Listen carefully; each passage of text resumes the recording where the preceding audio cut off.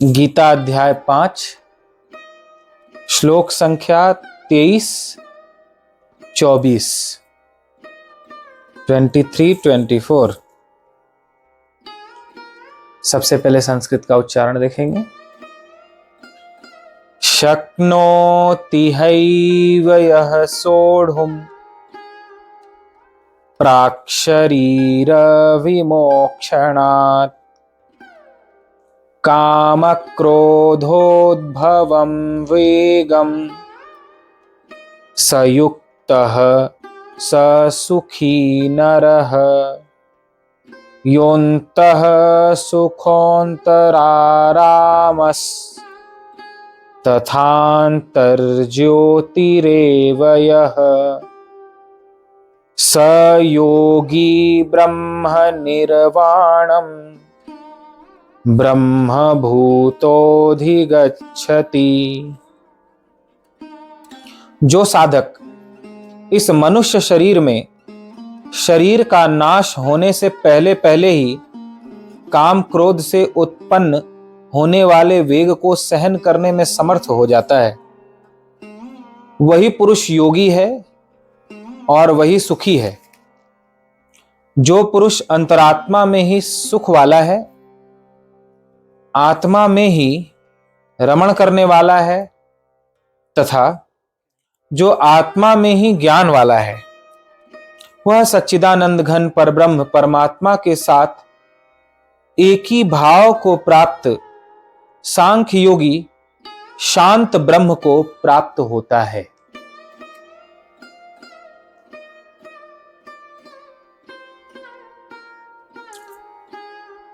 भगवान कई प्रश्नों के उत्तर इन 2 श्लोकों में दे रहे हैं।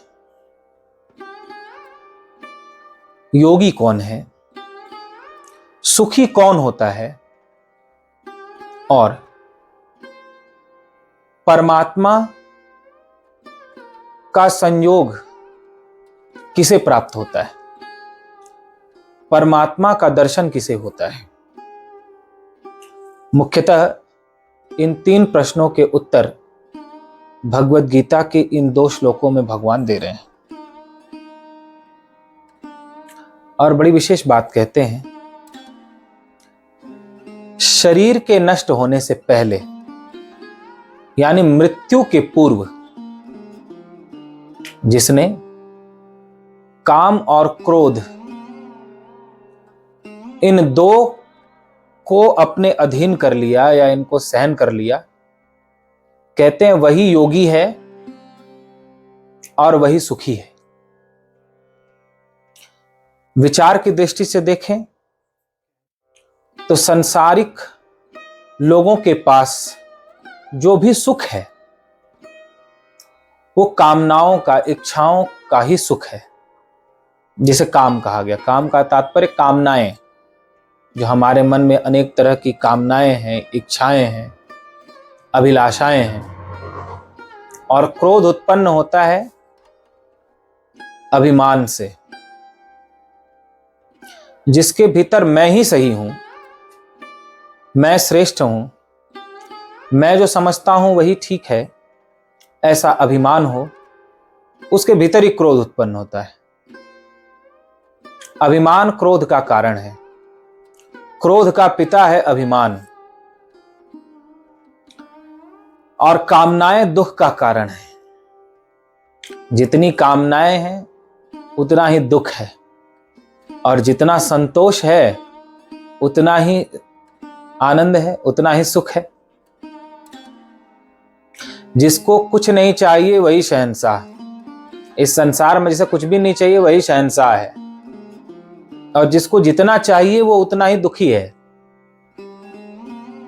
इसलिए सुबह सुबह उठकर सब पहले चाय पीते हैं। चाय पियो या मत पियो, लेकिन अपने चाह को जरूर पियो।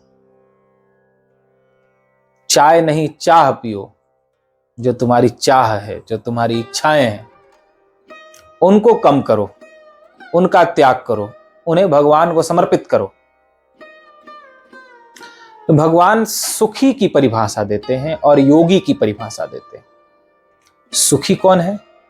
जो कामनाओं की पूर्ति में लगा है वो सुखी नहीं है, बल्कि जिसने कामनाओं का त्याग कर दिया है वह सुखी है। नहीं तो जैसे अग्नि में चाहे जितना भी घी डालते जाओ, अग्नि कभी तृप्त नहीं होती। जितनी भी लकड़ी, जितने भी ईंधन अग्नि के संपर्क में आते हैं, अग्नि बढ़ती ही जाती है, कम नहीं होती।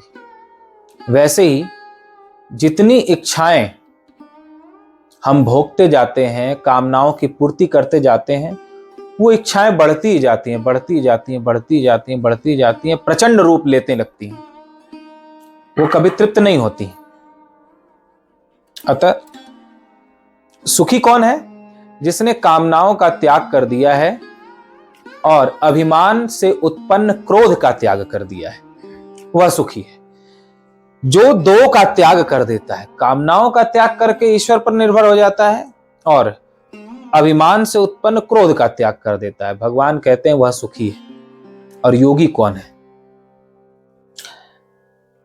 कई तरह के योगियों की कहानी आती है कि जो जल के ऊपर चलने लगे वह योगी है, जो अपने को अदृश्य कर ले वह योगी है। लेकिन भगवान उसे योगी नहीं मानते, क्योंकि बहुत से ऐसे उदाहरण देखे गए हैं। एक योगी थे जो ध्यान करते करते करते करते शरीर सहित धरती से ऊपर उड़ जाते थे, यानी धरती को छोड़कर शरीर ऊपर उड़ जाता था ध्यान में। ऐसे योगी थे। लेकिन एक बार उनके सामने भोजन परोसा गया तो थाली खींच ली किसी ने। जब सामने से थाली खींची तो क्रोध से आग बबूले हो उठे, क्रोध के वेग को सहन नहीं कर पाए। तो इतनी शक्ति थी कि ध्यान में धरती छोड़ के ऊपर उड़ जाए, लेकिन क्रोध सहन नहीं होता था। भगवान कहते हैं जो क्रोध के वेग को सहन नहीं कर सकता वो योगी नहीं है। जो कामनाओं को सहन नहीं कर सकता, त्याग नहीं कर सकता, काम के वेग को सहन नहीं कर सकता, वह योगी नहीं है। क्रोध से सभी परेशान होते हैं, कामनाओं की पूर्ति के लिए सभी भागदौड़ करते रहते हैं। और भी संतों की कहानियां आती हैं, योगियों की कहानियां आती हैं। एक सिद्ध गुरु के पास कोई शिष्य रहता था, मनमुखी था, कहीं जाकर साधना करने लगा गुरु जी से दूर। उसे जल के ऊपर चलने की सिद्धि प्राप्त हो गई। जैसे थल पे चला जाता हो वैसे वो जल के ऊपर चलने लगता था। गुरु जी के पास आया, जब उसको यह सिद्धि मिल गई तो, गुरु जी मैं तो नदी को ऐसे ही पार कर जाता हूं जैसे धरती पर चल रहा हूं। गुरु जी ने हंसकर कहा कितना समय लगा ये सिद्धि पाने में? उसने कहा 12 साल। गुरु जी बोले 12 साल में तूने बस 10 रुपए की चीज सीखी? उसने कहा 10 रुपए की चीज? बोले हाँ 10 रुपए की चीज। नौका से यदि इस पार से उस पार जाना हो तो नाविक को 10 रुपए दोगे तो मैं उस पार उतार देगा। अब 12 साल साधना करके तुमने यही सीखा? वो तो नाव से भी इस पार से उस पार जाया जा सकता है। गुरु जी ने उसे डांटा, यह अध्यात्म नहीं है, यह योग नहीं है, तुम योगी नहीं हो। तो जिसने क्रोध के वेग को सहन कर लिया, जिसने काम के वेग को सहन कर लिया, भगवान कहते हैं वही सुखी है। हमें इसका ठीक उल्टा लगता है। हमें लगता है जो हमारी कामनाएं हैं वो पूरी होती जाए तो हम सुखी होते जाएंगे। इतना भगवान ने दे दिया, इतना और दे दे तो सुखी हो जाएंगे। ये मिल जाए तो सुखी हो जाएंगे, वो मिल जाए तो सुखी हो जाएंगे। लेकिन हम ये भूल जाते हैं, कभी अपने से नीचे वालों को देखो, जिसके पास अपना मकान नहीं है,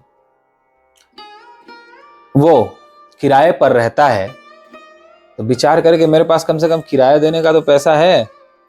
जो रेलवे लाइन के किनारे प्लास्टिक लगाकर उसमें रात बिता रहे हैं, जैसे आज आ रहे थे ट्रेन में तो देखा कि बारिश हो रही है और पन्नी लगा लगा करके उसी का झोपड़ी जैसा बनाकर एक रेलवे स्टेशन के प्लेटफॉर्म के पहले उसमें रह रहे थे अपने बच्चों के साथ, परिवार के साथ।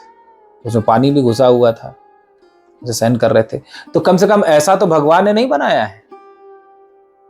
किराया देने भर पैसे तो दिए हैं,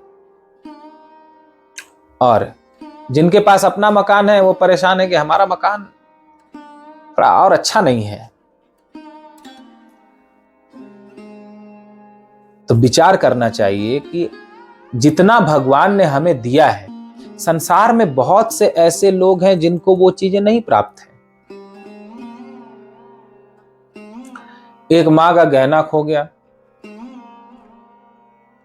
15-20 लाख रुपए का, 5 साल से कहती हैं कि हमें आज भी रात को नींद नहीं आती। 5 साल हो गए लेकिन रात में नींद नहीं आती। कहते कहते कहते कहते रोने लगे, और घर वालों ने कहा महाराज जी आज तक इसको ऐसी स्थिति है कि नींद नहीं आती और परेशान रहती है, डिप्रेशन में, आज तक इसका ठीक नहीं हुआ, रोज डिप्रेशन की गोली खाती है। तो विचार करके देखो, संसार में ऐसे बहुत से लोग होंगे जिनके पास गहने ही नहीं है।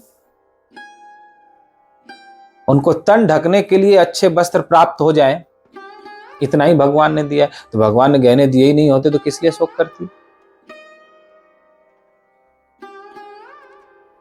अगर किसी को कमरे में बंद कर दिया जाए, सोने चांदी हीरे मोती से भरे हुए कमरे में, 10 दिन हो जाए, तो उसे सोने चांदी हीरे मोती का मूल्य अधिक लगेगा या रोटी चावल दाल का और जल का? उस समय उसके लिए मूल्यवान क्या होगा? उस समय उसके लिए सोना चांदी हीरा मोती से भरा हुआ कमरे में बंद है वो, लेकिन किसी काम का नहीं है। उस समय तो उसको सूखी रोटी मिल जाए वही उसके काम की। तो हमारे लिए भगवान ने पर्याप्त दिया है। हमारी जो अपनी कामनाएं, भगवान कहते हैं काम क्रोधोद्भवम वेगम स युक्त स सुखी नरः। सुखी कौन है? जिसने कामनाओं के, इच्छाओं के वेग को सहन कर लिया, वह सुखी है। जो इच्छाओं की पूर्ति में लगा है वो सुखी नहीं है। आप देखो, विचार करो, जो इच्छाओं की पूर्ति में लगे हुए हैं, आपकी बहुत सारी इच्छाएं पूरी हो गई जो आप चाहते थे। विचार करो, जो भी आपने अब तक जीवन जिया है उसमें बहुत सारी इच्छाएं आपकी पूरी हुई भी हैं, लेकिन पूरी होने के बाद में क्या, जैसी आपने कल्पना की थी कि हमारी ये इच्छा पूरी हो जाए तो हम सुखी हो जाएंगे, वो सुख मिला?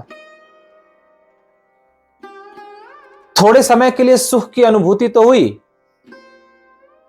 लेकिन 10 दुख और आकर के खड़े हो गए। जिसकी नौकरी नहीं लगती वो कहता है मेरी नौकरी लग जाती तो कितना अच्छा होता, और नौकरी लग जाती है तो गाली देता है कि कहां फंस गए हम, इससे अच्छा होता नौकरी धंधा करते ही नहीं, चुपचाप अपना कहीं खेती करके 2 रोटी अपने बच्चों को खिलाते, हम भी खाते।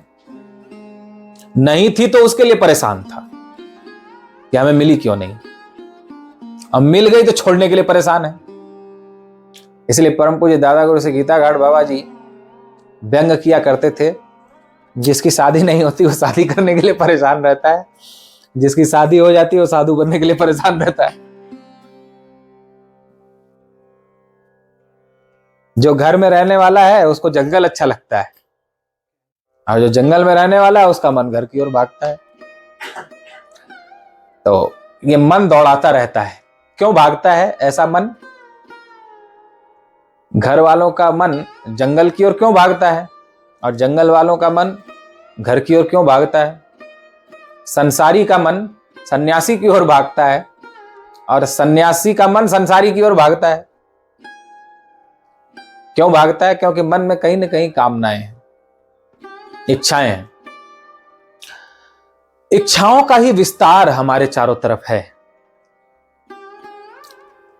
और हम ऐसी समझ बनाए हुए हैं अपनी, हमारे भीतर ऐसी समझ बैठी हुई है कि इच्छाओं की पूर्ति होती जाए जैसे जैसे, बस वही हमारा सुख है, उस अनुपात में हम सुखी हैं। लेकिन आपने जिसको भी देखा हो कि हम इसके जैसा सुखी हो जाएं, आप एक बार उसको बुलाना और अपने पास बिठा के उसके हृदय की पूछना कि तुम सुखी हो।